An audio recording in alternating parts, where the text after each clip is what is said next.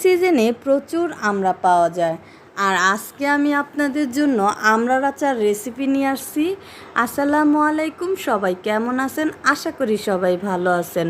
তো যারা যারা আমড়ার আচার খেতে পছন্দ করেন, এই আমড়ার আচারটা ফলো করে ঘরে বসে বানিয়ে খেতে পারেন।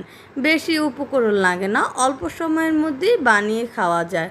এখানে আমি আমড়া নিয়েছি 1.5 কেজি পরিমাণ। আপনারা চাইলে কম বা বেশি নিতে পারেন। তারপরে আমড়াগুলোকে খোসা ছাড়িয়ে ধুয়ে পরিষ্কার করে নিয়েছি।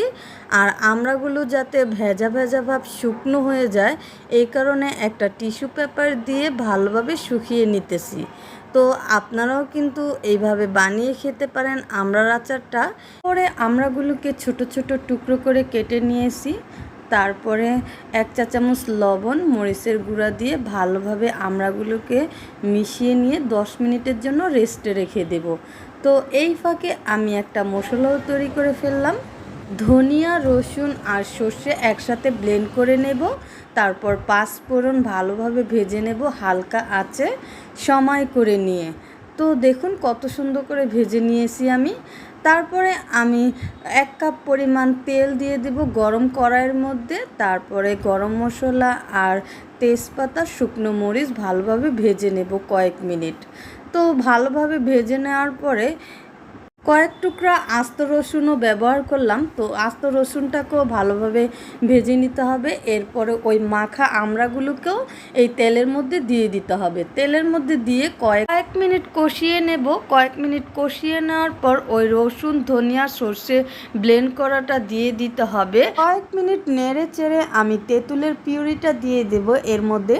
তেঁতুলের পিউরিটা দেওয়ার কারণ আমড়া তো বেশি টক হয় না, এই কারণে তেঁতুলের পিউরিটা দিলাম। আপনারা না চাইলেও দিতে পারেন, এটা অপশনাল। এখানে 1 কাপ পরিমাণ চিনি দিয়ে দিলাম। তো আপনাদের মিষ্টির স্বাদ অনুযায়ী কম বা বেশি দিতে পারেন।